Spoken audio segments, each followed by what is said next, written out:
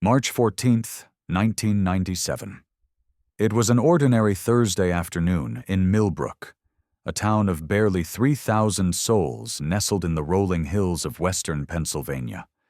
The kind of place where everyone knows everyone, where front doors remain unlocked, and where the biggest news usually involves high school basketball scores or the annual county fair. But on this particular afternoon, something happened that would shatter the town's peaceful existence and create a mystery that would haunt the community for more than 2 decades. Sarah Catherine Morrison was 34 years old, a third-grade teacher at Millbrook Elementary School, beloved by students, respected by parents, and considered a pillar of the tight-knit community. She had taught at the school for 11 years, ever since graduating from Penn State with her education degree. Sarah had that rare quality that all great teachers possess. She could make learning feel like magic. Her classroom was filled with colorful posters, student artwork, and the constant hum of curious young minds eager to please their favorite teacher. Parents requested her specifically. Children who had her in 3rd grade would return years later just to visit and show her their report cards. On that Thursday afternoon, Sarah stayed late, as she often did, grading papers and preparing lessons for the following week. The school secretary, Linda Hartman, remembered saying goodbye to Sarah around 4:15. Sarah was carrying her familiar brown leather satchel, stuffed with papers and books, wearing her customary outfit of a cardigan sweater and modest skirt. She seemed in good spirits, Linda would later recall. They had chatted briefly about the upcoming spring break and Sarah's plans to visit her sister in Philadelphia. Nothing seemed amiss. Nothing suggested that within hours Sarah Morrison would vanish without a trace, leaving behind only questions and a community frozen in disbelief. Sarah's car, a forest green 1994 Honda Accord, was found 3 days later in the parking lot of the Pinewood Rest Stop, approximately 40 miles from Millbrook along Route 19. The car was locked. Sarah's purse was inside on the front passenger seat, containing her wallet, driver's license, $73 in cash, and credit cards that had never been used after that Thursday.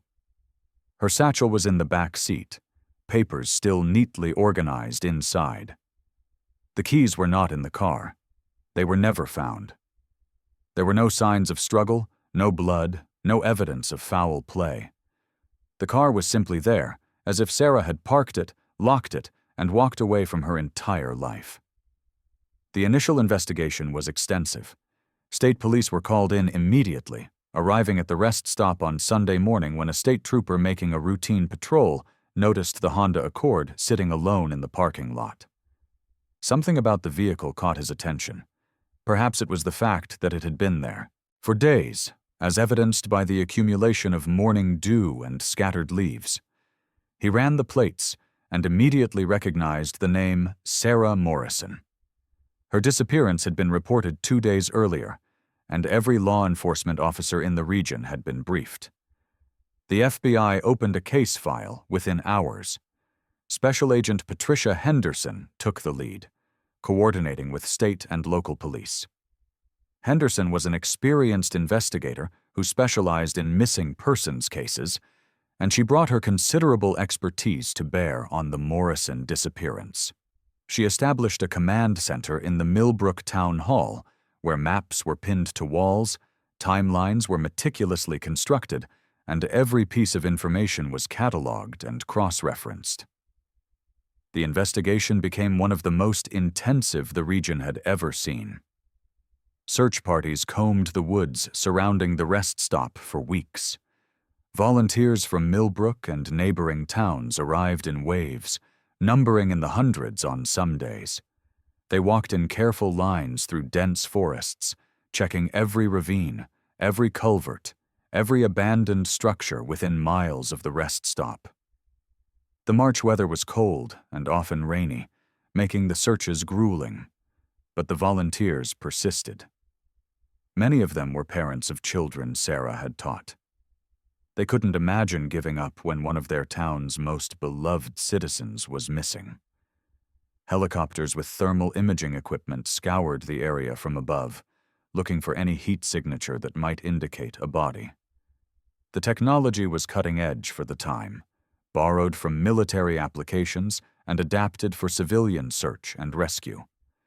The helicopters flew grid patterns for days, their sophisticated cameras detecting wildlife, homeless encampments, and once the fading warmth of a deer carcass. But never Sarah Morrison. Dogs tracked scents that led nowhere. The K9 units picked up Sarah's scent inside her car and around the parking lot, but then lost it, as if she had simply vanished into thin air. The dogs were brought back multiple times, using different items from Sarah's home to refresh their sense of her scent. But the results were always the same. The trail ended at the parking lot. The rest stop attendants were questioned repeatedly. There were two who worked different shifts, Frank Delgado during the day and Rachel Simmons overnight. Both were interviewed extensively, their backgrounds checked thoroughly, their movements around the time of Sarah's disappearance accounted for and verified. They remembered nothing unusual from that day or the days following. The rest stop saw hundreds of travelers daily. Frank vaguely recalled seeing the green Honda, but only because he had noticed it was parked in the same spot for several days. He had assumed the owner was a truck driver who had caught a ride with someone else. Rachel worked the graveyard shift and rarely paid attention to parked cars at all. She was dealing with customers, cleaning restrooms, restocking supplies. Neither attendant had seen anyone matching Sarah's description. The security camera at the rest stop had been broken for months, a fact that would frustrate investigators endlessly. The camera housing still hung above the entrance, but the mechanism inside had failed the previous November, and budget constraints had prevented its repair. The State Department of Transportation, which maintained the rest stop, faced sharp criticism for this oversight. If the camera had been working, it might have captured Sarah arriving, might have shown if she was alone or with someone, might have provided the crucial piece of evidence that could break the case open. Instead, there was nothing but an empty camera housing, a symbol of the maddening gaps in the investigation. Travelers who had stopped there around the estimated time of Sarah's disappearance were tracked down and interviewed. The state police used toll records, credit card transactions from the rest stop vending machines and gas pumps, and even put out public appeals for anyone who had been at Pinewood Rest Stop between March 14th and March 17th to come forward. Dozens of people were identified and contacted. None had seen anything helpful. Several remembered seeing a green Honda in the parking lot, but couldn't say when it had arrived or if anyone had been with it. One truck driver thought he had seen a woman matching Sarah's general description walking toward the restrooms on Friday evening, but he couldn't be certain, and his timeline didn't match other evidence. The lead went nowhere. Sarah's small rented house on Maple Street was searched top to bottom. Nothing appeared disturbed. Dishes were neatly stacked in the drainer. Her bed was made. Clothes hung organized in her closet. There was no diary, no computer. Sarah had never owned one, preferring her typewriter for lesson plans. Her telephone records showed nothing unusual. Her bank account showed no suspicious activity. The last call she had made from her home phone was 3 days before her disappearance, to her sister Margaret in Philadelphia. A routine weekly call that revealed nothing concerning. Margaret told investigators they had talked about family matters, upcoming holidays, nothing that suggested Sarah was in any kind of trouble or planning to disappear.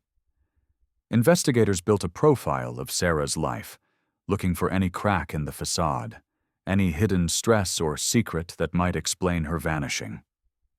What they found was almost frustrating in its ordinariness. Sarah was the daughter of Harold and Patricia Morrison, both deceased. Her father had been a Methodist minister, a gentleman who had led the congregation at Millbrook United Methodist Church for 23 years before his unexpected death from a massive heart attack when Sarah was just 16 years old. The loss had devastated the family.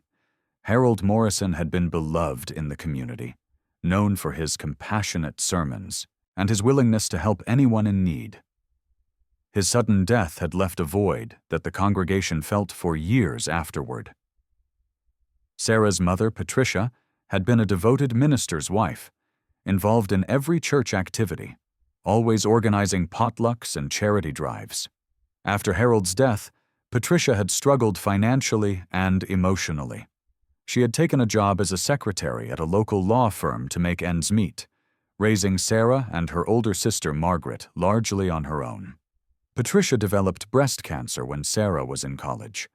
The disease progressed quickly, and despite aggressive treatment, Patricia passed away 7 years after her husband, just as Sarah was beginning her teaching career. Sarah had been 23 when she lost her mother, and those who knew her said she channeled her grief into her work, pouring all her love and energy into her students. She had one sibling, her older sister Margaret, married with 2 children, living in Philadelphia. Margaret was 6 years older than Sarah and had already moved away for college before their father died. The sisters spoke regularly, but weren't exceptionally close. The age gap and physical distance had created a certain formality in their relationship.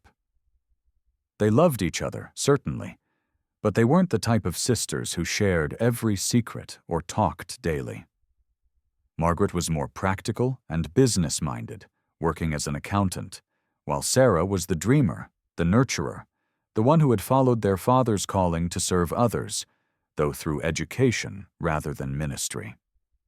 Sarah attended church every Sunday at the Millbrook United Methodist Church, sitting in the same pew her family had occupied for decades. She sang in the choir, her clear soprano voice adding beauty to the hymns. She taught Sunday school to elementary-aged children, using the same creativity and warmth she brought to her weekday classroom. The church community embraced her as one of their own, the daughter of their beloved former pastor, and they watched over her with protective affection. She volunteered at the local library on Saturday mornings, helping children select books and organizing the Children's Reading Hour, where she would read aloud to groups of youngsters who sat cross-legged on the floor, utterly captivated by her animated storytelling. The library director, Mrs. Ethel Carlson, considered Sarah irreplaceable and often said that Sarah should have been a professional actress given her talent for bringing characters to life through different voices and expressions. She belonged to a book club that met monthly at members' homes. The club consisted of 8 women, ranging in age from mid-20s to late 60s, who gathered to discuss everything from literary classics to contemporary bestsellers. Sarah was the youngest member when she joined at age 25, but she held her own in discussions, often providing insights that surprised the older, more educated members. She had a particular fondness for mystery novels, which several members would later find painfully ironic given how she herself would become the subject of an unsolved mystery. She had no known romantic relationships at the time of her disappearance, though several people mentioned she had dated a man named Thomas Brennan briefly 2 years earlier, a relationship that ended amicably when Thomas moved to Pittsburgh for work. Thomas had been a pleasant young man, an accountant at a regional firm, quiet and steady. He and Sarah had dated for about 5 months, attending church together, going to movies, having dinners at local restaurants. It had been a comfortable relationship, but never passionate. When Thomas received a job offer in Pittsburgh, both he and Sarah had mutually agreed that their relationship wasn't serious enough to warrant one of them uprooting their life. They had parted on good terms, Christmas cards exchanged for a year or 2 before even that friendly contact faded. Friends and colleagues described Sarah as kind, dependable, perhaps a bit reserved. She was friendly, but not someone who shared deeply personal information. She enjoyed reading, gardening, and long walks in the countryside. She lived modestly on her teacher's salary. She had no known enemies, no outstanding debts, no legal troubles. She didn't drink excessively, didn't use drugs, had no gambling problems. She was, by all accounts, exactly what she appeared to be: a dedicated small-town school teacher living a quiet, uncomplicated life. But then why did she disappear? The initial theories ranged from the plausible to the bizarre. Some believed she had been abducted by a stranger, perhaps someone passing through the area, though this seemed unlikely given the lack of evidence or similar crimes in the region. Others whispered about the possibility of foul play by someone local, though no suspects emerged, and no one had any clear motive. A few speculated that Sarah had staged her own disappearance, perhaps fleeing some unknown problem, though this theory was undermined by the money and identification left behind in her car. Some even suggested more outlandish scenarios involving amnesia or voluntary disappearance to start a new life, though these theories never gained serious traction among investigators. The town of Millbrook was devastated. Vigils were held. Yellow ribbons appeared on trees throughout the community. Sarah's third-grade class made cards and drawings that were displayed in the school lobby. Parents hugged their children tighter. The sense of safety that had defined Millbrook for generations evaporated overnight. If something this terrible could happen to someone like Sarah Morrison, then no one was truly safe. The case dominated local news for months. National news outlets picked up the story briefly. Sarah's photograph, her warm smile, her kind eyes behind wire-rimmed glasses appeared in newspapers across the country. Tips poured in to the police hotline. Each was investigated. Each led nowhere. As weeks turned to months, the investigation continued, but momentum slowed. Detectives followed every lead, re-interviewed witnesses, re-examined evidence. They looked into every student's family, every parent she had ever interacted with, every person who had any connection to her life. Nothing emerged. No jealous rival, no obsessed admirer, no angry parent, no hidden conflict. The case file grew thicker, but no closer to resolution. By the one-year anniversary of Sarah's disappearance, the active investigation had effectively stalled. Detectives still worked the case, but with fewer resources and diminishing hope. The terrible truth was settling in: Sarah Morrison had vanished completely, and no one knew why or how. Years passed. The case officially went cold, though it was never closed. A fresh detective would occasionally review the file, hoping to spot something previous investigators had missed. Nothing new emerged. The annual vigils continued for several years, but eventually faded. Life in Millbrook slowly returned to a new normal, though Sarah's disappearance remained a wound that never quite healed. Parents still warned their children to be careful. Her name was still spoken with sadness and confusion. The third-grade classroom where she taught was eventually occupied by new teachers, but older students and staff still referred to it as Miss Morrison's room. Her sister Margaret maintained a website dedicated to finding information about Sarah, updating it less frequently as years passed, but never taking it down. The case became one of those unsolvable mysteries, a tragic story without an ending. 15 years after Sarah's disappearance, in 2012, something happened that would eventually crack the case wide open, though no one recognized its significance at the time. A routine review of old accident reports was being conducted by the Pennsylvania State Police as part of a broader effort to digitize decades of paper records. A young clerk named Jennifer Moss was scanning documents from 1996 when she came across a report about a single vehicle accident that occurred on November 8, 1996, approximately 4 months before Sarah Morrison disappeared. The accident happened on Old Mill Road, a winding rural route about 15 miles from Millbrook, infrequently traveled, known to locals as a shortcut to the neighboring county. According to the report, a vehicle had left the road and struck a tree.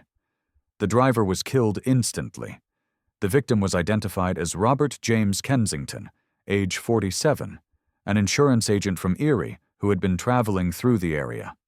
The accident was attributed to icy road conditions and excessive speed. Kensington had been alone in the vehicle. His blood alcohol level was 0. There were no suspicious circumstances. The case was classified as an accidental death and closed. The report was filed away and forgotten. Just another tragic but unremarkable traffic fatality.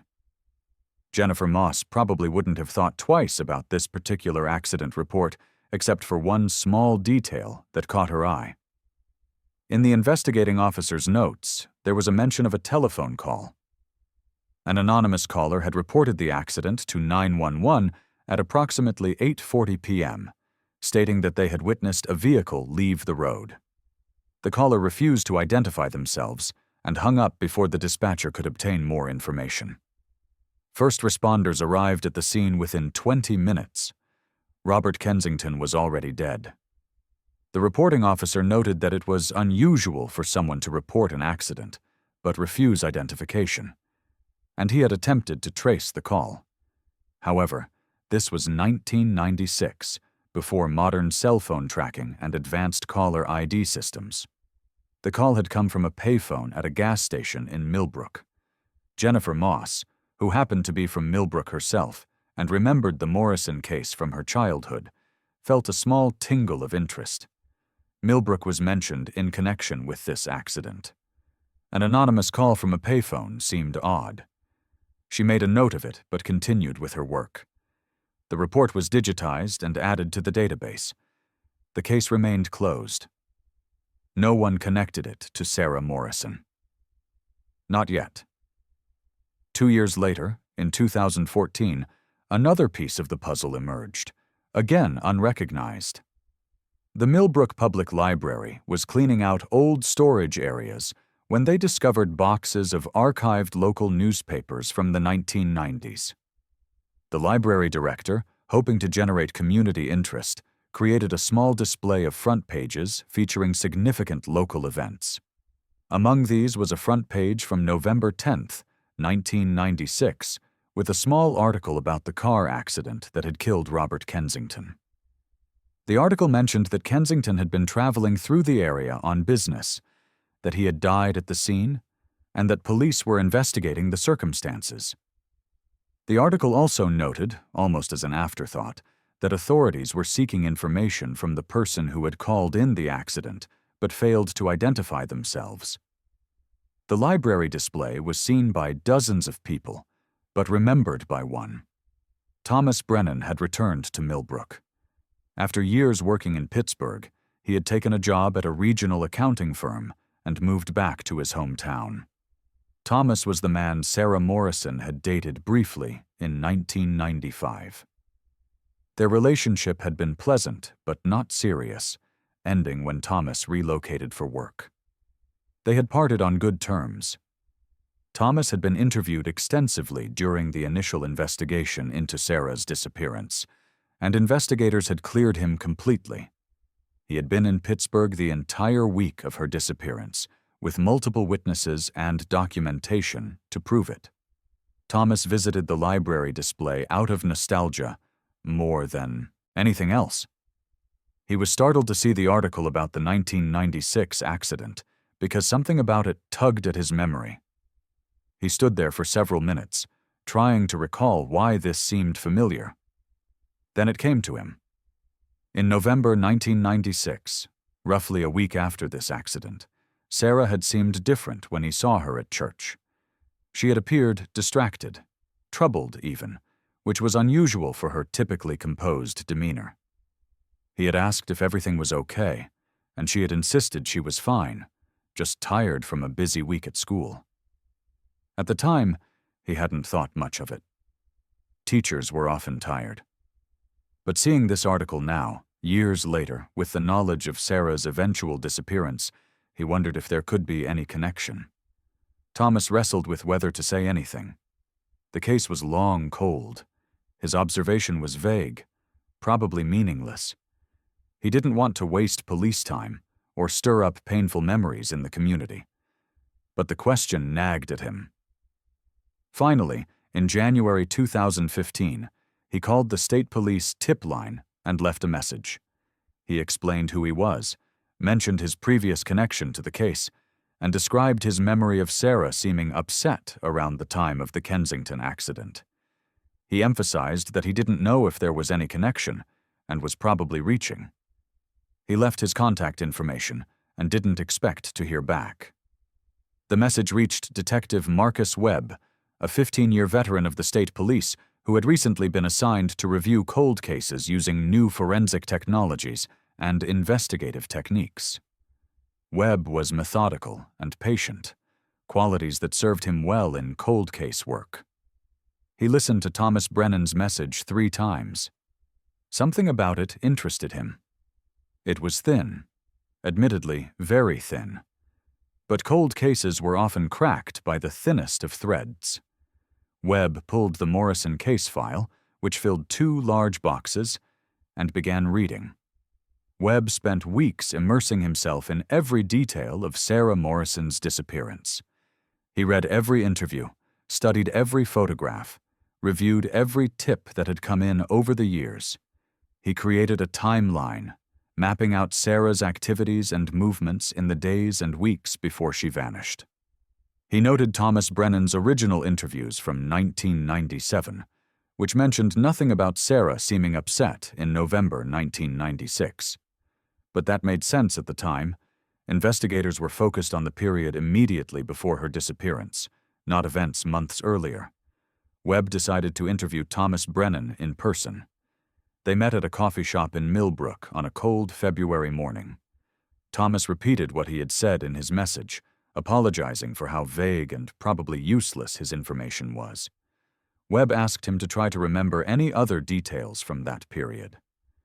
Thomas thought carefully. He recalled that he had invited Sarah to a movie in mid-November 1996, and she had declined, saying she needed to stay close to home. She had seemed anxious, though he couldn't pinpoint exactly why he had that impression. Maybe it was her body language, the way she kept glancing around. He had mentioned this to 1 or 2 friends at the time, casual observations, nothing alarming. She had seemed more herself by early December, he recalled, more relaxed. Webb asked if Thomas knew anything about Sarah's habits regarding driving routes, whether she ever used Old Mill Road, where the Kensington accident occurred. Thomas wasn't sure, but suggested talking to Sarah's friend Janet Porter, who had been closer to her. Webb tracked down Janet Porter, now Janet Mitchell, living 2 towns over. Janet remembered Sarah well and was eager to help. When Webb asked about Old Mill Road, Janet's eyes widened slightly. She said that Sarah sometimes used that road as a shortcut when driving to neighboring counties for education workshops or to visit stores not available in Millbrook.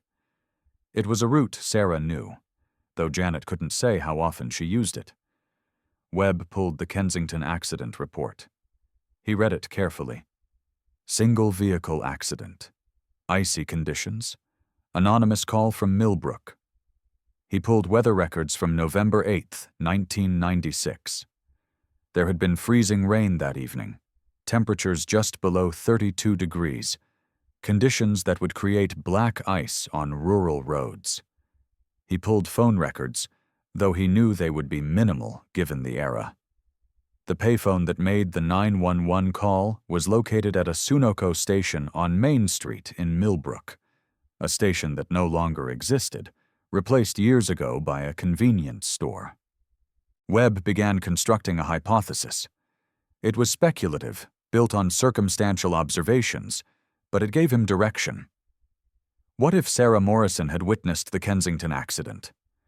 What if she had been driving on Old Mill Road that night, saw the accident occur or discovered it immediately after, and called 911 from the Millbrook payphone? But why remain anonymous? And even if this was true, how would it connect to her disappearance 4 months later? Webb dug deeper into Robert Kensington's background. Kensington had been an insurance agent, married, father of 2, living in Erie. His death had been ruled accidental. His family had received his life insurance payout. Webb contacted Kensington's widow, now remarried and living in Ohio. She remembered her husband's death with lingering sadness, but had long since moved on with her life. Webb asked if she recalled anything unusual about her husband's work or travels in the months before his death. She thought for a moment and mentioned that Robert had been working on some kind of special investigation for his company, something he was excited about, but couldn't discuss in detail. Insurance companies sometimes investigated suspected fraud, she explained, and Robert had been involved in those cases before. She didn't know specifics. Webb contacted the insurance company where Kensington had worked. Most of his colleagues from that era had retired or moved on, but Human Resources was able to pull his personnel file. Kensington had indeed been working on a fraud investigation at the time of his death. The file contained few details, but it indicated the case involved suspected staged accidents and false injury claims in several rural Pennsylvania counties, including the county where Millbrook was located. The investigation had apparently been dropped after Kensington's death. No one else had picked it up. This was getting interesting. Webb requested whatever documentation still existed about Kensington's investigation. The insurance company, after some internal discussion and legal review, provided a box of materials. Webb spent days going through it. Kensington had been tracking a pattern of minor traffic accidents, followed by injury claims that seemed suspicious. The accidents involved different people, different circumstances, but Kensington had believed they were connected, possibly orchestrated by a small fraud ring working across several counties. He had been gathering evidence, preparing to present his findings to law enforcement if his suspicions were confirmed. Among Kensington's papers were lists of names, accident dates, claim amounts, and medical providers. Webb cross-referenced these names against the Morrison case file, looking for any overlap with people in Sarah's life. Nothing jumped out immediately. He ran the names through state databases, checking for criminal records or other red flags. Most were ordinary people with no criminal history. A few had minor infractions, nothing suggesting involvement in organized fraud. Webb was hitting a wall. The connection felt like it should be there, but he couldn't see it. He returned to the basics, rereading the Morrison case file, looking for any mention of car accidents, insurance, injuries, or medical treatments in the year before her disappearance. In an interview with Sarah's sister Margaret from May 1997, Margaret mentioned that Sarah had been in a minor car accident in August 1996. Sarah had called Margaret to let her know she was okay. The accident had been a rear-end collision at a stoplight, very minor, Sarah had said. She had been taken to the emergency room as a precaution, but released the same day with no serious injuries. Margaret couldn't remember more details. Webb's pulse quickened. A car accident in August 1996, just a few months before the Kensington accident.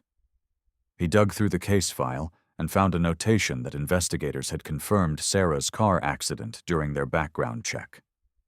The accident report showed she had been rear-ended by a driver named Kyle Brennan, no relation to Thomas. The police report indicated both parties exchanged insurance information. No citations were issued. Sarah's car had minor damage repaired through insurance. She had filed a claim for medical expenses related to her emergency room visit. Webb pulled the accident report from August 1996. Kyle Brennan had been driving a 1989 Ford Taurus. He gave a statement saying he hadn't been paying attention and accidentally hit Sarah's car when traffic stopped suddenly. His insurance accepted liability. Sarah's claim included emergency room costs and follow-up visits to a chiropractor for neck pain. The total claim was approximately $4,000, not unusual for such an accident. Everything appeared routine. Webb tracked down Kyle Brennan, now living in West Virginia. Brennan remembered the accident vaguely when prompted. He confirmed he had rear-ended a woman's car in Millbrook back in the 90s. He said his insurance had handled everything. He didn't recall the woman's name, but when Webb mentioned Sarah Morrison, Brennan said yes. That sounded right. Webb asked if Brennan remembered anything unusual about the accident or the claims process. Brennan said no, it was just a normal accident, his fault, and his insurance paid out. He had never met the woman aside from the accident scene. Webb asked who Brennan's insurance company had been. Brennan thought for a moment and said he believed it was Keystone Mutual, a regional company. Webb felt another click. He checked Kensington's materials. Keystone Mutual was one of the companies Kensington worked with, though Kensington's primary employer was a different carrier. Kensington had been investigating fraud involving several insurance companies in the region, including Keystone Mutual. Webb contacted Keystone Mutual and requested records of the Brennan Morrison accident claim. After legal procedures and delays, he received the file. The claim appeared straightforward.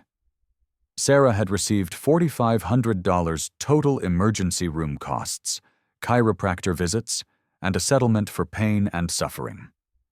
The payments had been made promptly. Webb noticed that Sarah's claim had been processed through a medical billing service called Regional Medical Services, a company that handled insurance paperwork for various healthcare providers in rural areas. Webb ran Regional Medical Services through his databases. The company had gone out of business in 2001 amid allegations of billing irregularities, though no criminal charges had been filed. Webb located the former owner, a man named Dennis Hoffman, living in Florida. Webb called him. Hoffman, now in his 70s, was initially suspicious, but agreed to talk when Webb explained he was investigating a cold case. Webb asked if Hoffman remembered handling claims related to traffic accidents in the mid-90s. Hoffman said he had handled hundreds of such claims. It was a routine part of his business. Webb mentioned Sarah Morrison's name. Hoffman didn't recognize it. Webb mentioned the Brennan accident. Hoffman didn't remember specifically. Webb tried a different angle. He asked if Hoffman had ever been contacted by Robert Kensington, an insurance investigator who died in 1996. There was a long pause. Hoffman's voice changed. He said yes, actually, he did remember Kensington.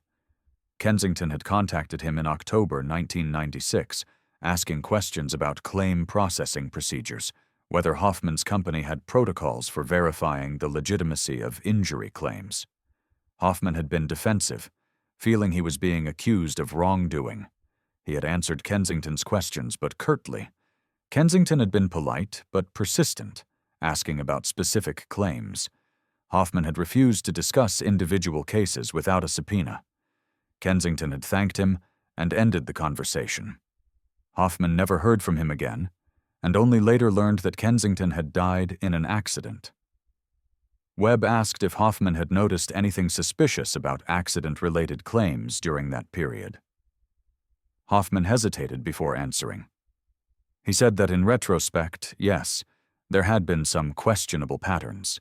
Several accidents in rural areas, always minor rear-end collisions, always with clean-cut victims who filed moderate claims, nothing large enough to trigger automatic fraud investigations.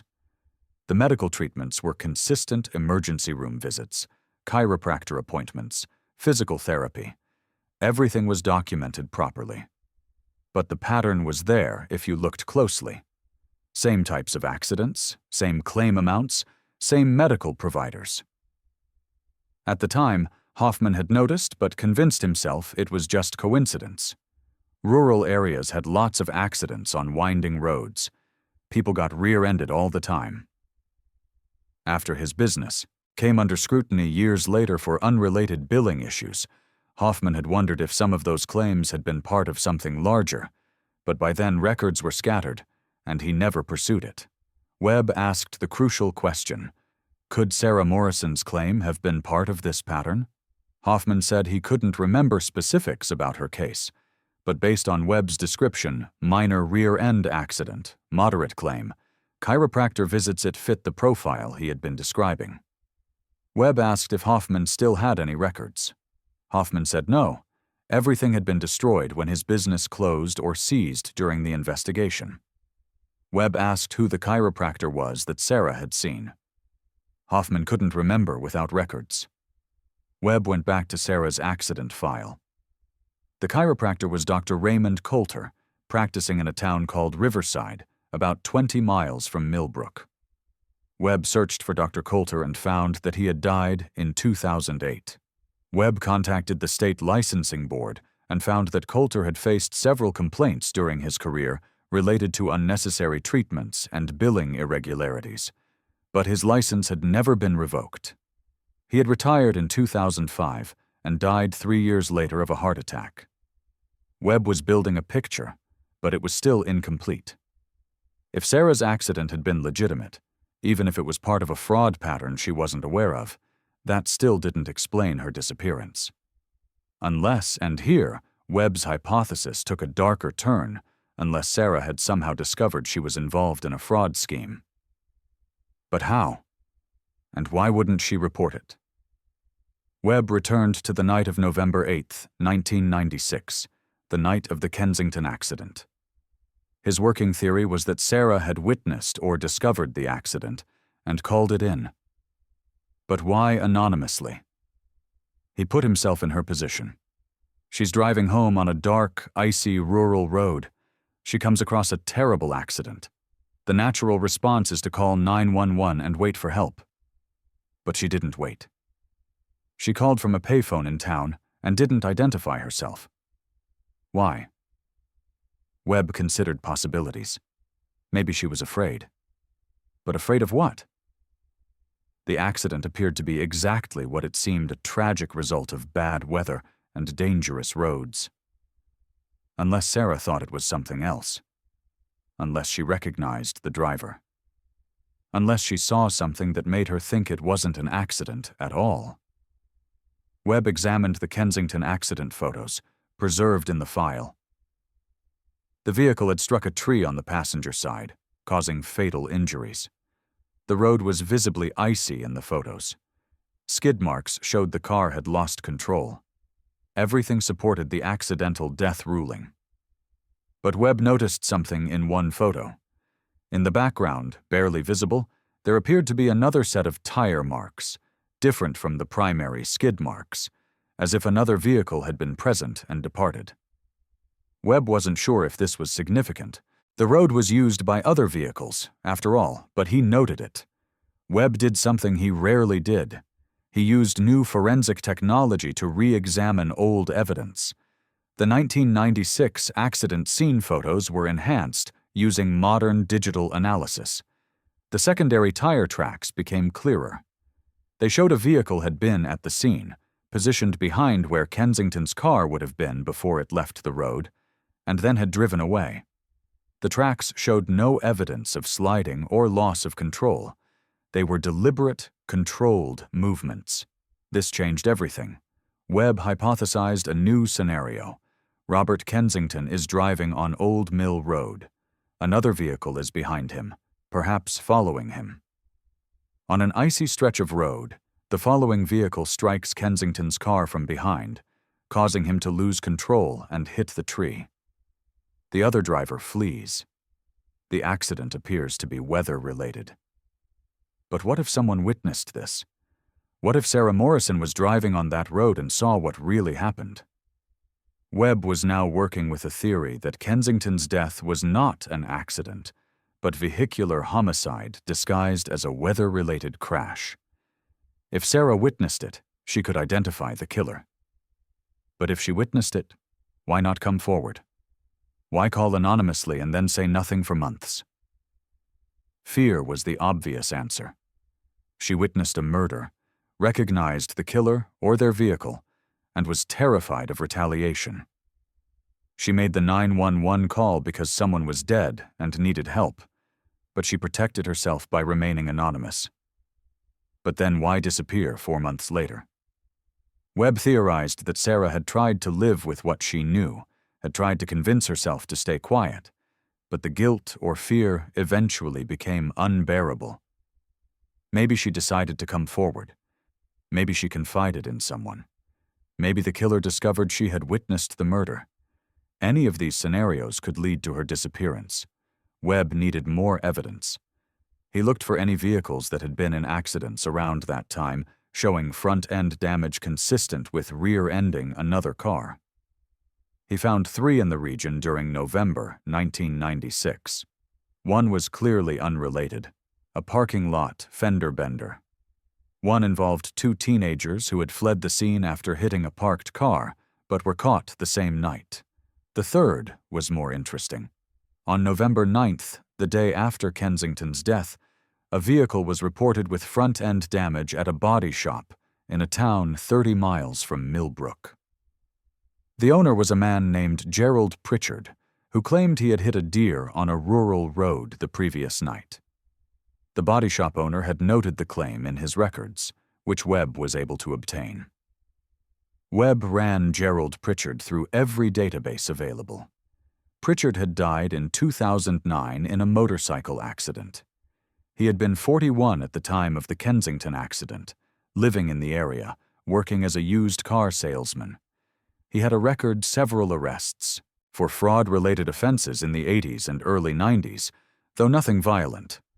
No convictions. Charges had been dropped or pleaded down to misdemeanors.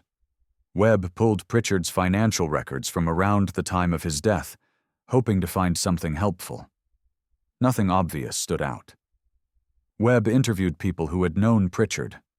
Most remembered him as a smooth talker, someone who always had an angle, always working on some scheme. Several mentioned that Pritchard had been involved in questionable business deals over the years, but nothing they could point to specifically.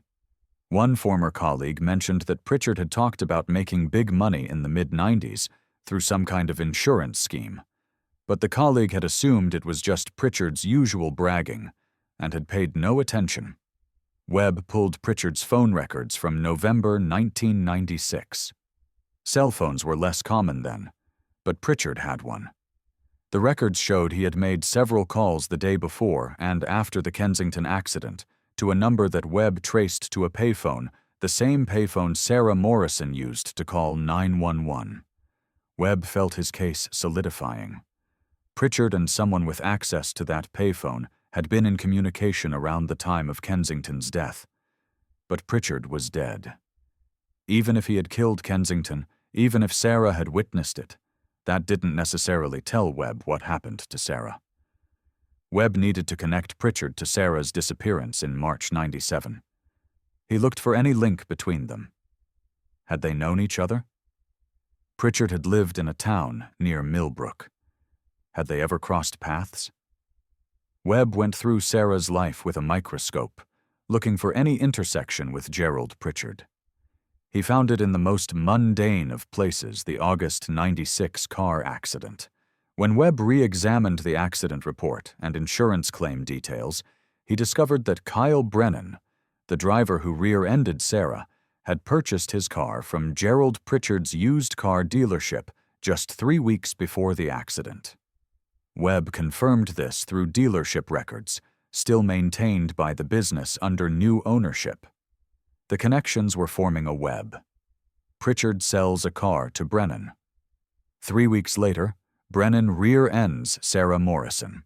Sarah files an insurance claim processed through Regional Medical Services, a company later suspected of billing irregularities. Sarah is treated by a chiropractor with a history of complaints. 3 months later, insurance investigator Robert Kensington, investigating fraud in the region, dies in what appears to be an accident on a remote road, possibly witnessed by Sarah. Kensington had been looking into the same pattern of accidents and claims that Sarah's accident fit. 4 months after Kensington's death, Sarah disappears. Webb formed a comprehensive theory. Gerald Pritchard was running an insurance fraud scheme. He would arrange minor accidents, rear-end collisions, that were hard to prove weren't genuine using cars he sold from his dealership. The victims would be real, unsuspecting people like Sarah. They would file legitimate insurance claims. But the accidents themselves were staged by Pritchard's drivers. The chiropractors and medical billing services involved would inflate treatments and claims, sharing profits with Pritchard. It was a sophisticated scheme, difficult to detect because each individual claim appeared legitimate. Robert Kensington had been closing in on the fraud ring. Pritchard learned about it perhaps through a contact in the insurance industry or medical billing, and decided to eliminate Kensington.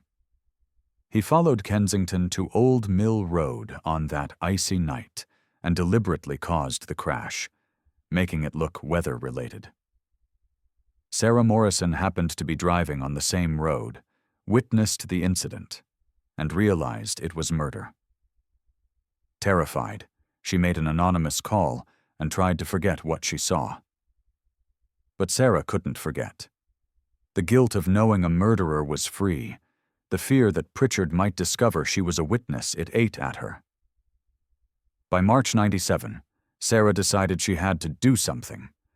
Maybe she tried to contact authorities. Maybe she confided in someone. Maybe Pritchard simply realized she had been there that night. His phone records showed he used the same payphone, suggesting he was looking for the anonymous caller. Pritchard made Sarah disappear to protect himself and his scheme. Webb's theory was compelling, but needed proof. He couldn't prosecute Pritchard, who was dead.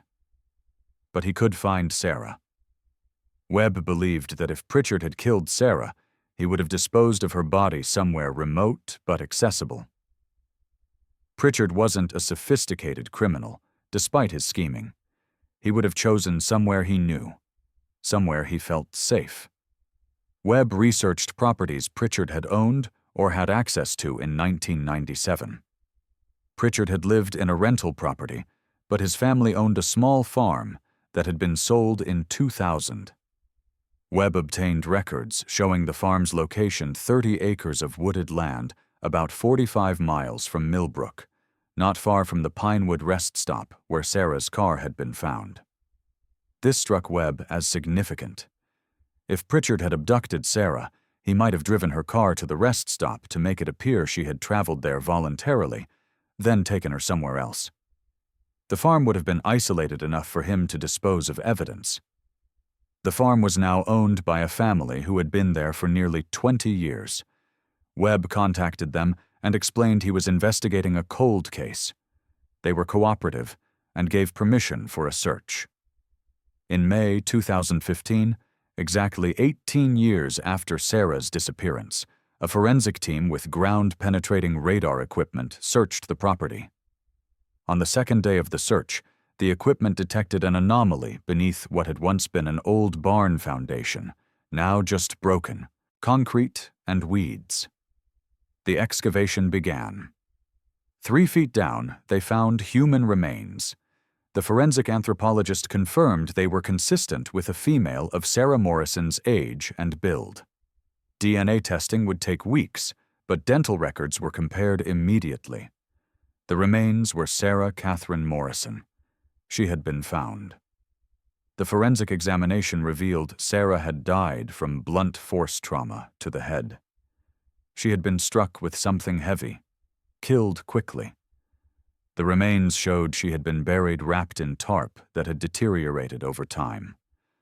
With the remains were found her shoes, remnants of clothing, and most significantly, her car keys, the keys that had been missing from her locked Honda. This confirmed Webb's theory. Pritchard had taken Sarah's keys, driven her car to the rest stop to create a false trail, then likely hitchhiked or had an accomplice drive him back. The investigation into Gerald Pritchard's history intensified posthumously. Investigators discovered that Pritchard had indeed been the center of an insurance fraud ring. At least 12 staged accidents were identified, involving numerous participants. Most of the participants claimed they had believed the accidents were genuine and had no knowledge of fraud. Kyle Brennan was interviewed again and maintained he had genuinely rear-ended Sarah by accident, though he admitted Pritchard had asked him to drive that day to run an errand, giving him the car just hours before the collision. Whether Brennan was an innocent dupe or a knowing participant would never be fully resolved, but prosecutors believed he had been manipulated by Pritchard. Dr. Coulter, the chiropractor, was deceased, but his records showed he had provided unnecessary treatments to numerous accident victims, receiving kickbacks from Pritchard's billing company. Dennis Hoffman's regional medical services had processed fraudulent claims worth hundreds of thousands of dollars. Hoffman maintained he had been negligent but not criminally involved. No charges could be filed against him, as statutes of limitations had expired, and his business was long dissolved. The investigation into Robert Kensington's death was officially changed from accidental to homicide, attributed to Gerald Pritchard.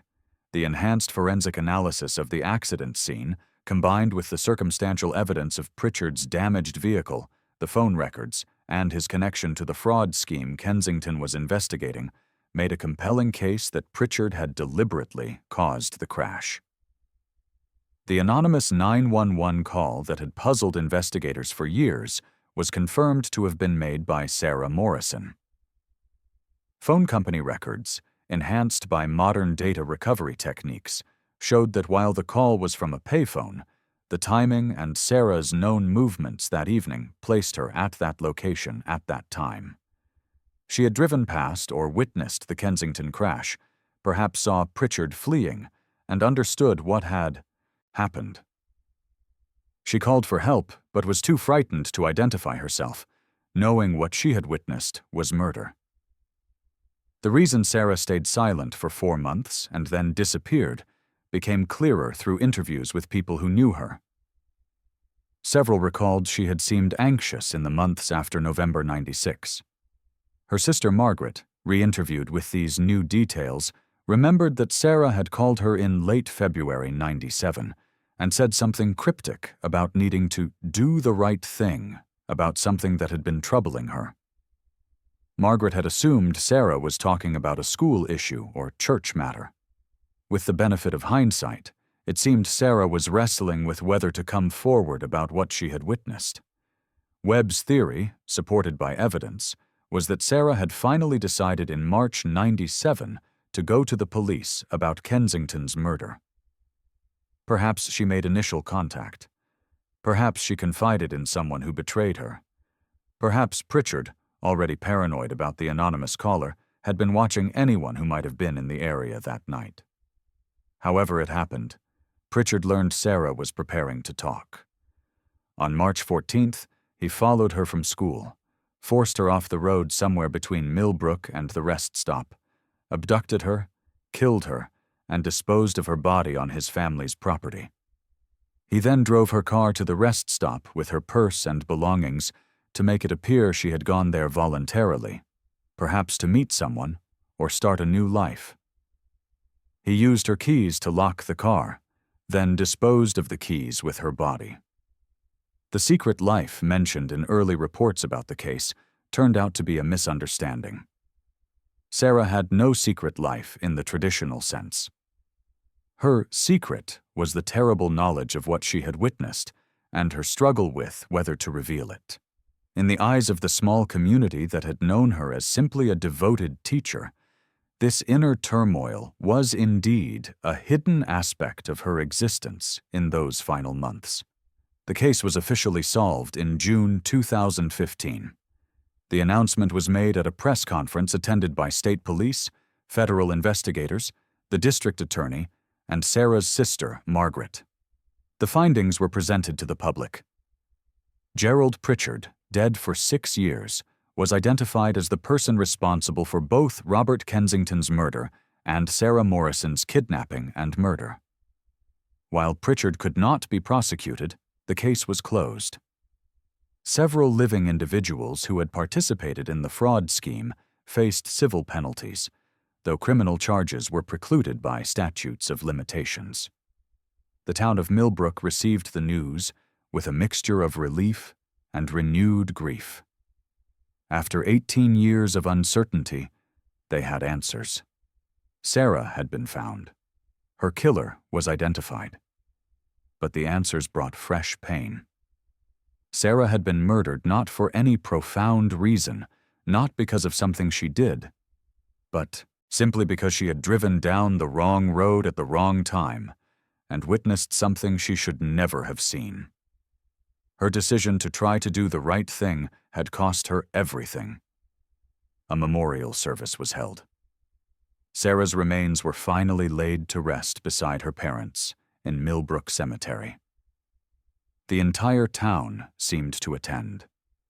Former students, now adults, many with children of their own, shared memories of Miss Morrison, who had made learning magical. The community that had been fractured by her disappearance found some measure of healing in finally knowing the truth. The case drew national attention once again. It became a subject of television documentaries and true crime podcasts. The story was compelling a beloved teacher, a witness to murder, a complex fraud scheme, and an investigation cracked by patient detective work and modern forensic technology. Detective Marcus Webb was recognized for his exceptional work in solving a case that had stumped investigators for nearly 2 decades. He later said that the case demonstrated the importance of never giving up on cold cases, of using new technologies to re-examine old evidence, and of following even the thinnest leads. A casual tip from Thomas Brennan, a vague memory about Sarah seeming upset, had ultimately led to solving 2 murders and exposing a criminal enterprise. The Morrison case also led to changes in how insurance fraud investigations are conducted and how suspicious patterns are flagged. The scheme Pritchard ran would be much more difficult today, with interconnected databases and sophisticated fraud detection algorithms. The tragedy of Sarah Morrison and Robert Kensington helped improve systems designed to prevent such crimes. For Margaret Morrison, Sarah's sister, the resolution brought some peace. She had spent 18 years in limbo, not knowing if her sister was alive somewhere, suffering from amnesia perhaps, or if she was dead. The truth was painful, but knowing was better than the endless uncertainty. Margaret established a scholarship fund in Sarah's name for education students at Penn State, ensuring her sister's legacy would help future teachers who shared Sarah's passion for helping children learn. The 3rd grade classroom at Millbrook Elementary, the one still called Miss Morrison's room by older faculty, received a permanent memorial plaque honoring Sarah. It reads simply, Sarah Catherine Morrison, teacher, 1962 to 1997. She made learning magical and sacrificed everything for truth. Every year, on March 14th, the anniversary of her disappearance, students place flowers by the plaque, and teachers tell new generations about the remarkable woman who taught in that room so long ago. The case of Sarah Morrison remains a powerful reminder of several truths. It shows how an ordinary person living a quiet life can become entangled in extraordinary and tragic circumstances through no fault of their own. It demonstrates that evil can exist in small towns just as easily as in big cities, often hidden behind friendly facades and routine transactions. It proves that cold cases can be solved years or even decades later if investigators refuse to give up and if they're willing to use new tools and techniques to re-examine old evidence. And it illustrates the ripple effects of crime, how one person's decision to commit murder can destroy multiple lives and traumatize an entire community for generations. In the end, the vanishing of Sarah Catherine Morrison, the beloved small-town teacher who disappeared on an ordinary Thursday afternoon in March 1997, was solved not by a dramatic breakthrough or confession, but by painstaking detective work, forensic technology, and one man's persistent refusal to let an injustice remain unresolved. Sarah has been found. Her story has been told. Her memory endures. Justice, though long delayed, was finally served. The case that haunted Millbrook for 18 years has reached its conclusion, bringing closure to a community that never forgot their missing teacher and never stopped hoping that someday, somehow, the truth would be revealed. That day came in 2015, when Detective Marcus Webb solved the cold case and gave Sarah Morrison and her loved ones the peace they deserved.